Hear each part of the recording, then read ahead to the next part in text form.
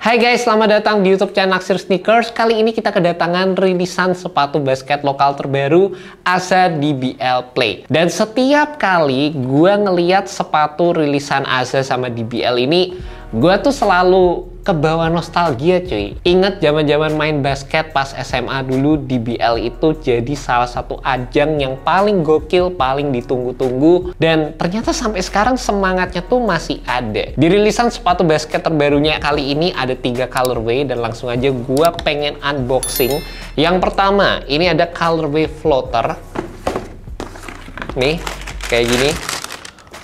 Warnanya hijau. Terus ada satu colorway berikutnya, ini yang edisi sirkus. Satu lagi juga ada colorway pick and pop yang ini mostly dominan warna putih guys. Jadi ada 3 colorway yang dirilis. Dan menurut gue ya, secara desain sepatunya dan looksnya yang ditawarkan, ini sih bisa dibilang lebih bersaing dengan beberapa brand lokal yang ada di Indonesia saat ini. Karena kalau kita lihat di edisi tahun lalu, perilisan sepatu basketnya mereka, Aza dan juga DBL itu berani ngerilis sepatu basket dengan harga 880.000, tapi secara tooling sepatunya itu bisa dibilang menggunakan jasa open source, tapi di sini tuh udah terkenal dipakai sama tooling yang ada di sepatu Boulder Pro BB4. Terlepas ada beberapa diferensiasi secara compound dan juga secara feel yang ditawarkan, menurut gue berasa sedikit berbeda, tapi kali ini menurut gue secara perilisan itu lebih diperhatikan karena dari sisi implementasi midsole ataupun tooling yang ditawarkan ini identik dengan apa yang gue temukan di sepatu Li-Ning Youthfly Evolution. Emang nggak sama persis dan gue yakin ini tuh jadi salah satu langkah yang sebenarnya kalau di brand lokal tuh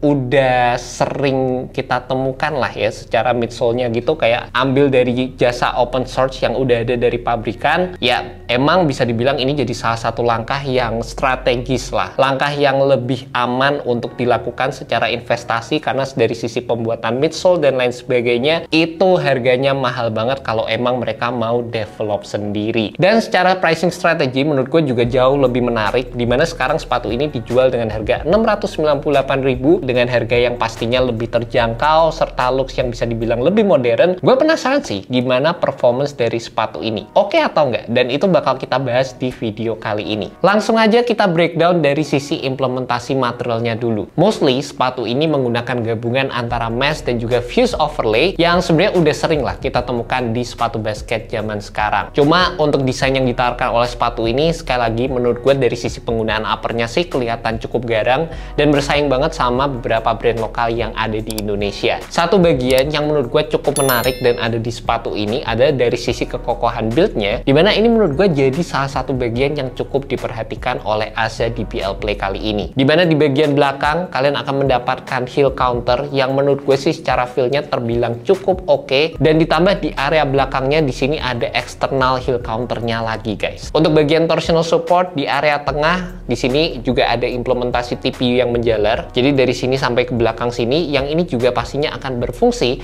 dalam memberikan support ekstra sewaktu kalian menggunakan sepatu ini. Hal-hal kayak gini yang kadang rasanya itu kurang begitu diperhatikan di beberapa sepatu brand lokal lainnya. Gue tahu nggak semua memang seperti itu, tapi ya dengan adanya sepatu basket lokal yang memperhatikan dari sisi ini, menurut gue ini udah jadi salah satu langkah yang terbilang cukup oke untuk perilisan sepatu basketnya kali ini guys. Untuk beberapa detail yang ditawarkan, kalian bisa lihat di sini ada tulisan DBL Play. Terus di bagian lacingnya, di sini ada lace lock logo DBL. Ada di sini kayak sejenis apa ya, diamond pattern lah ya ini. Tiap colorway ada semua.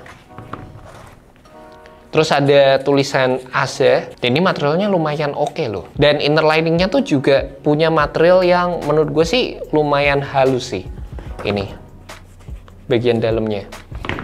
Di area belakang ada tulisan Aza lagi, dan secara keseluruhan sih sebenarnya cukup detail-detailnya cukup simpel sih. Gue lumayan suka juga dengan material meshnya nih, kayak lubangnya tuh gede-gede gitu. Asik juga. Ada sedikit detailing garis-garis gini.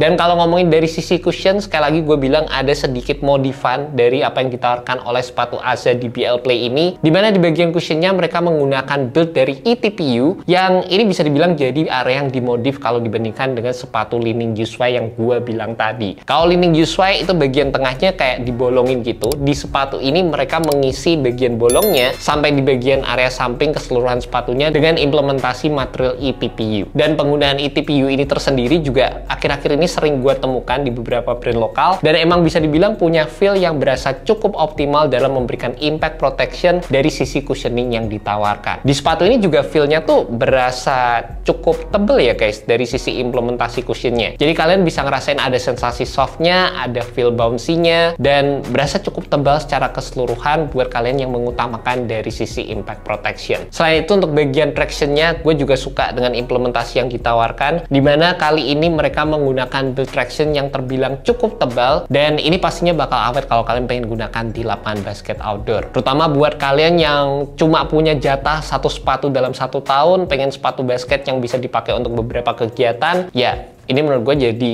salah satu opsi yang bagian outsole-nya terbilang cukup tebal sih. Sepengalaman gue pakai sepatu ini, kemarin gue cobain di lapangan basket indoor yang vinyl. Secara feel traction-nya buat gue sih masih oke. Gue nggak ngerasa ada yang selip-selip gimana banget. Tapi menurut gue perlu diperhatikan, terutama di beberapa kondisi lapangan berdebu, terutama yang plesteran. Ini kalian harus sering-sering wipe off di bagian bawahnya. Ditambah sepengalaman gue pakai sepatu ini, ada bagian yang menurut gue bisa diimprove lagi untuk perilisan sepatu Aza berikutnya. Dimana dari sisi fit yang ditawarkan, buat gue sih sebenarnya udah lumayan kebantu ya dengan build yang kokoh, tapi terutama di bagian area depan jempol gua sama di bagian sisi dalam sini berasa ada bagian yang pincing dan membutuhkan break in time ekstra. Ya sebenarnya semakin sering kalian pakai sepatunya, menurut gue sih ini bakal jadi bagian yang akan lebih oke. Tapi namanya kalau misalnya gue pengen beli sepatu, first impression itu penting banget guys. Waktu pertama kali masukin kaki itu harus langsung berasa nyaman. Secara cushioningnya udah lumayan lah dapet gitu, tapi di bagian area jempol sini berasa kayak agak ketekan dikit ke sisi dalam, dan di sini nih juga ada berasa bagian yang terasa agak pincing. Padding di area heel menurut gue sih aman-aman aja meskipun gak yang tebel-tebel banget, tapi dari sisi lockdown di area sini sebenarnya bisa dibikin lebih kuat lagi. Terus di bagian area tangnya juga di sini paddingnya standar aja secara keseluruhan. Terlepas di sepatu ini gue juga lumayan demen dengan adanya build material di area samping ini, paneling samping ini, yang ini ngebantu dalam memberikan lockdown ekstra di bagian depan sini, dan juga secara pemilihan material yang ditawarkan ternyata nggak terlalu membutuhkan break in time yang cukup panjang,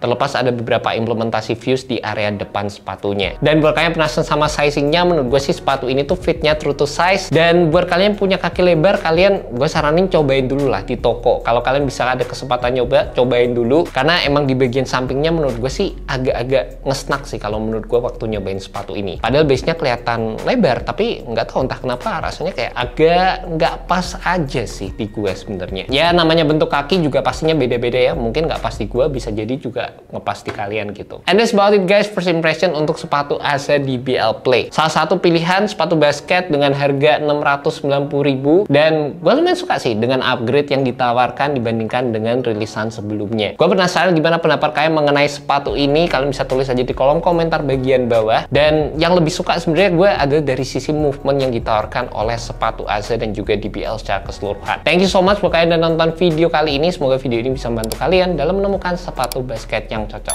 Alright guys, peace. Kalau disuruh milih warnanya yang paling bagus, gue kayaknya pilih ini ya warnanya. Ini sih.